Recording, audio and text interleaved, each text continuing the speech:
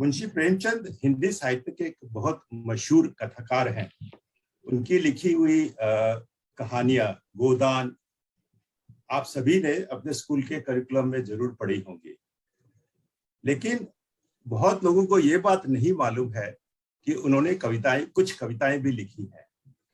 तो आज मैं आपको उनकी लिखी हुई एक कविता सुनाने जा रहा हूं। शीर्षक है ख्वाहिश नहीं मुझे मशहूर होने की। आप मुझे पहचानते हो, बस इतना ही काफी है। अच्छे ने अच्छा और बुरे ने बुरा जाना मुझे। जिसकी जितनी जरूरत थी उसने उतना ही पहचाना मुझे। जिंदगी का फलसफा भी कितना अजीब है। शामें कटती नहीं और साल गुजरते जा रहे हैं। एक अजीब सी दौड़ है ये जिंदगी। जीत जाओ तो कई अपने पीछे छूट जाते हैं और हार जाओ तो अपने ही पीछे छोड़ जाते हैं। बैठ जाता हूं मिट्टी पर अक्सर, मुझे अपनी औकात अच्छी लगती है। चुपचाप से बहना और अपनी मौज में रहना। ऐसा नहीं है कि मुझ में कोई ऐब नहीं है, पर सच कहता हूं मुझ में कोई फरेब नहीं है। जल जाते हैं मेरे अंदाज से मेरे दुश्मन। एक मुद्दत से मैंने न तो मोहब्बत बदली और न ही दोस्त बदले हैं। एक घड़ी खरीद कर हाथ में क्या बांध ली, वक्त पीछे ही पड़ गया मेरे। सोचा था घर बनाकर बैठूंगा सुकून से, पर घर की जरूरतों ने मुसाफिर बना डाला मुझे। सुकून की बात मत कर ए गालिब, बचपन वाला इतवार अब नहीं आता। जीवन की भागदौड़ में क्यों वक्त के साथ रंगत खो जाती है। हंसती खेलती जिंदगी भी आम हो जाती है। एक सवेरा था जब हंसकर उठते थे हम। आज कई बार बिना मुस्कुराए ही शाम हो जाती है। कितने दूर निकल गए रिश्तों को निभाते निभाते। खुद को खो दिया हमने अपनों को पाते पाते। लोग कहते हैं हम मुस्कुराते बहुत हैं, और हम थक गए दर्द छुपाते छुपाते। खुश हूं और सबको खुश रखता हूं। लापरवाह हूं खुद के लिए, मगर सबकी परवाह करता हूं। मालूम है कि कोई मोल नहीं मेरा, फिर भी कुछ अनमोल लोगों से रिश्ते रखता हूं। Thank you.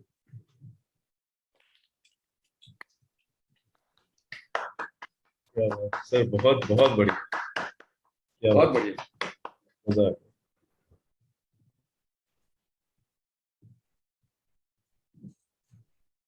अब मैं आपको कुछ डॉक्टर राहत इंदौरी के चुनिंदा शेर सुनाऊंगा। डॉक्टर राहत इंदौरी उर्दू साहित्य के एक मशहूर शायर हैं। वे इंदौर विश्वविद्यालय में उर्दू साहित्य के प्रोफेसर भी रह चुके हैं, और उन्होंने फिल्मों के लिए भी कई फिल्मों के लिए हिंदी में गाने लिखे हैं, जिनमें से कुछ फिल्में हैं जानम, खुद्दार, मुन्ना भाई MBBS। और यदि आपने वो फिल्म देखी है मिशन कश्मीर, जो पहले आई थी काफी साल पहले, तो उसका एक गाना बड़ा मशहूर हुआ था, बूमरो शाम रंग बूमरो। वो भी डॉक्टर राहत इंदौरी ने ही लिखा था। तो मैं आज आपके लिए डॉक्टर राहत इंदौरी के कुछ चुनिंदा शेर लेकर आया हूं। मैं आपसे रिक्वेस्ट करूंगा कि प्लीज अनम्यूट कर लीजिए अपने आप को, क्योंकि यदि कोई शेर आपको पसंद आता है तो आपकी रिस्पॉन्स मेरा हौसला बढ़ा सकती है।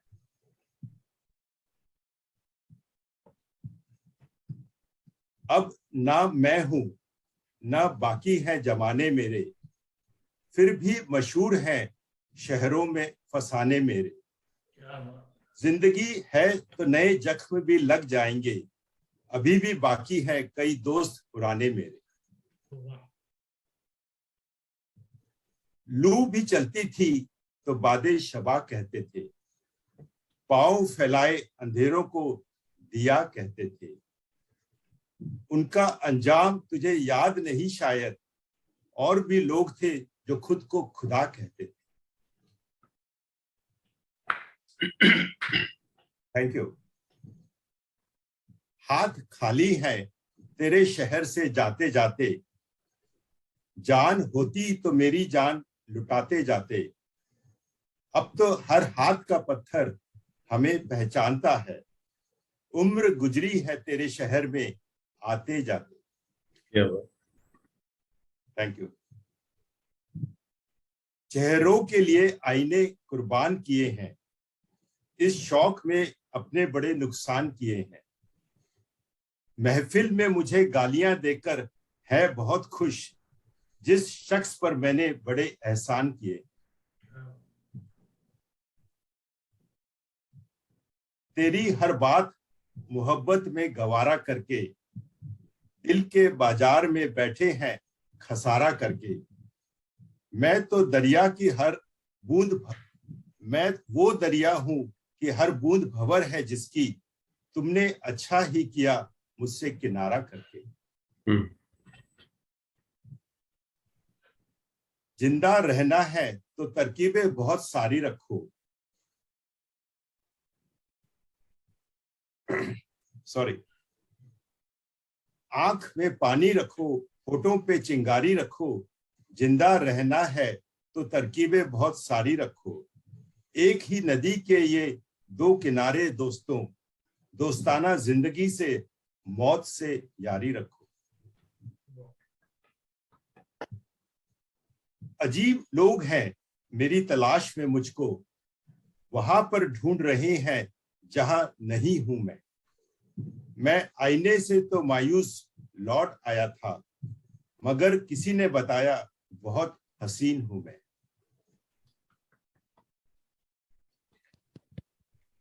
अजनबी ख्वाहिशें सीने में दबा भी न सकूं, ऐसे जिद्दी हैं परिंदे कि उड़ा भी न सकूं।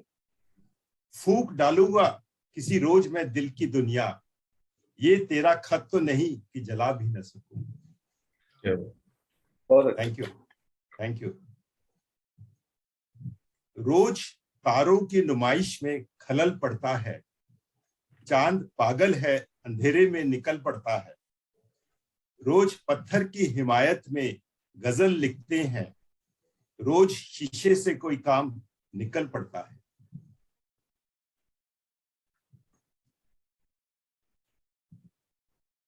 उसे अब के वफाओं से गुजर जाने की जल्दी थी, मगर इस बार मुझको अपने घर जाने की जल्दी थी। मैं आखिर कौन सा मौसम तुम्हारे नाम कर देता, यहाँ हर एक मौसम को गुजर जाने की जल्दी थी। Thank you. क्या बात है, बहुत बढ़िया, बहुत बढ़िया, बहुत दोनों कविताएं और शायरी गजब। ये मुझे मालूम नहीं था जो फर्स्ट आपने मुंशी प्रेमचंद की सुनाई राकेश जी, ये आपने पहले भी सुनाई थी, बट आई थिंक उस टाइम ये जिक्र नहीं हुआ कि ये मुंशी प्रेमचंद की है।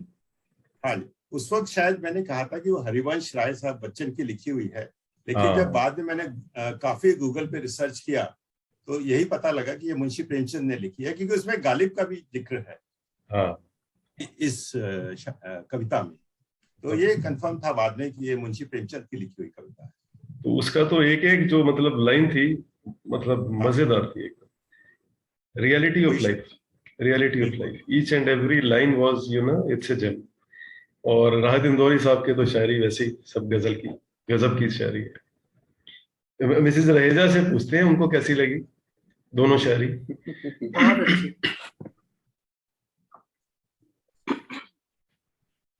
Thank you.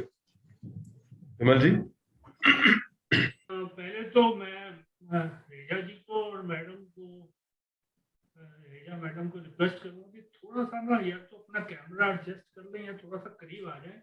आपका चेहरा आधा कट रहा है। अब आ गया। Now it is perfect photo. Thank you. शायरी जनाब फलाह जी, आपकी सबसे बड़ी खूबी क्या है कि आवाज सबसे बड़ी खूबी आपकी, और अब तो आपने उसमें इमोशंस और भावनाएं भी मिक्स सही बढ़िया पेश करनी शुरू कर दी हैं, और जो चुनाव है आपका वो तो माशाअल्लाह कमाल है, कमाल। मुझे मजा आ गया, मुझे बहुत अच्छा। थैंक यू विमल जी। और फलाह मैडम से भी रिक्वेस्ट करूंगा कि थोड़ा सा करीब आ जाए, आपका भी चेहरा कट हो। अब ठीक, बेटर, अब ठीक। तो नीलम जी से रिक्वेस्ट करता हूँ, नीलम जी से, उनको कैसी लगी? बहुत अच्छी है, बहुत मतलब नेचर के करीब, मतलब आप जीवन के करीब है। तो राकेश जी बता रहे थे एक बार कि आप भी कविताओं का शौक है आपको? नहीं था। अच्छा, आज खत्म हो गया? नहीं, मतलब है पढ़ने का और लिखने का, बोलने का नहीं, सुना। यहाँ था वाले दो जने इकट्ठे हो गए आज। ये सारे था वाले ही हैं यहाँ पर। आप राकेश जी कौन सा गाने गाते थे? उनको देखो कितने गाने गवा लिए उन्होंने 2 सालों में। ये जो शायरी आज अनीता ने करी है, तो ये भी अचानक ही इसने कर दी है कि मतलब बैठे में इसने कुछ ऐसा डिसाइड तो नहीं किया हुआ था, लेकिन इसका मतलब क्या है कि इसके अंदर शायरी वाली वो टच है अभी। तो मतलब आपने सुनी नहीं थी ये पहले कभी?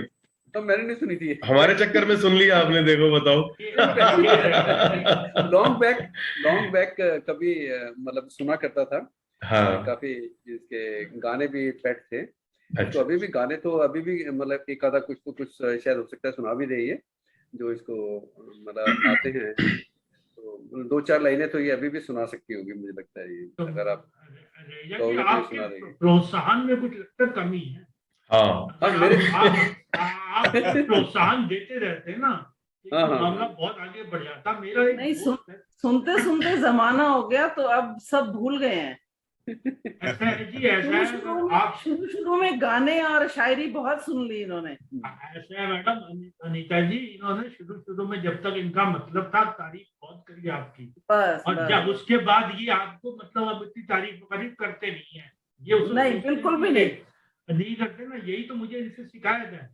ये अगर आपकी तारीफ करें तो आप बिल्कुल जिस तरह फलाह जी अब गाते भी हैं, सुनाते भी हैं। मैडम को भी मैं यही कहूंगा, फलाह मैडम को, कि मैं आपको एक एग्जांपल देता हूँ। मेरा एक दोस्त है सरदार सतिंदर से, हम साथ में पिक्चर देखा करते थे, नाटक देखा करते थे, कुश्तियां देखा करते थे। तो उसके बाद उसकी शादी हो गई, तो उसके बाद उसने नजर आना बंद कर दिया। तो मैंने उसे एक दिन कहा, यार इस फूल को तुम घर लाए हो, तुमको मुबारक है अकबर, पर ये कयामत जो तुमने घर से निकलना छोड़ दिया। ये आदमी को अपने शौक ना अपनी बीवी के कम करने चाहिए, ना अपने कम करने चाहिए। शौक तो बढ़ाते रहना चाहिए। तो जिंदगी में मुसीबतें बढ़ती हैं, मेरा तजर्बा तो ये है। मैंने तो अपनी बीवी के साथ यही किया हुआ है। उसको आज वो 2 दिन के लिए मैं अपने कहीं सहेलियों से मिलने नाइट स्टे करने गई हुई है। सारे जो भी उसके शौक है मैं उसे पूरे करता हूँ। वो आई बड़े रिजिड वातावरण से थी, पर मैं आप दोनों से भी रिक्वेस्ट करूंगा कि ये मत कहिए कि शौक था, और रहेजा जी को भी ये मत कहने दीजिए कि कभी शौक था। शौक है और उसको जिंदा रखिए, ये मेरी रिक्वेस्ट है आपसे। नहीं, अब मैं इसको मोटिवेट करना, अब मुझे पता। हाँ बोलो। क्या बात करते हो पीने पिलाने की? हम तो पीते थे किसी जमाने में, जितनी तुम पीते हो उतनी तो हम छोड़ देते हैं पैमाने में। क्या बात है, क्या बात है। बहुत बढ़िया, बहुत बढ़िया। जी ये आप सिर्फ बोतल पे ऐसे पानी पीने से कुछ नहीं होगा, सुनाना भी पड़ेगा। हम मुझे पता है, पर आप उसी स्टाइल से पी रहे हो, सही है, मुझे पता है। मेरा दोस्त भी खत्म हो जाता था ना, तो वो पानी पीता था। तो मैडम इतना शानदार शायरी कर रही है, आप इनकी तारीफ में एक गाना सुना दो आप। मैं भी सुना देता हूँ। पहले उषा मैडम से सुन लेते हैं, उसके बाद। हाँ बिल्कुल, उसके बाद में तो वैसे क्या रहूंगी। Okay, first of all, I would like to appreciate Anita ji for the spontaneity of creating the verses on the spot, right? That spontaneity I really appreciate. It is a rare quality. Everyone won't be able to do that. And Thanks, ma'am. so much happy to meet you both, Mrs. Raheja ji and Mrs. Ragesh Plaha ji. So happy to meet you both on the platform. And then coming to Ragesh's poems. Any poem, if it has been just narrated by you in your stentorian voice itself, will be pleasing and pleasing to us, and it will be adding more splendor to the to even an ordinary line if you are just narrating. That is the power of your voice. And the choice of your poems, the poets Munshi Premchand and Rahat Indori ji is your favorite poet, I know very well. And both the poems are like Mrs. Ragesh Plaha ji said, life related, and so much gehrai is there in both the poems. In the first poem of Munshi Premchand ji, 2 lines I don't know how to tell it in Hindi properly, but that ek savera tha haskar udate de hum, but then nowadays bina muskurate hue sham ho jata hai. That is very touching, because whenever we are getting affected by the test of life or trials of life, it is happening. But as Bimalji said, always, if we are keeping the passion in mind, we can always be young at heart and we can be free from that. So those 2 lines really touching for me. And Rahat Indori ji's from that poem, again, I don't know the Hindi version. What I understood is that which season can I choose? The last 2 lines about the season, that I really liked. Yeah, I enjoyed listening to you. Thank you, Usha ma'am. Thank you, Usha ji. Thank you. And thank you, Rakesh ji, for amazing poetry. Thank you so much. तो मेरे ख्याल से अब रहेजा जी का number है. हाँ, yes Rakesh ji, दोनों की दोनों आपकी पोएम तो है मीनिंगफुल थी और लाइफ से रिलेटेड थी.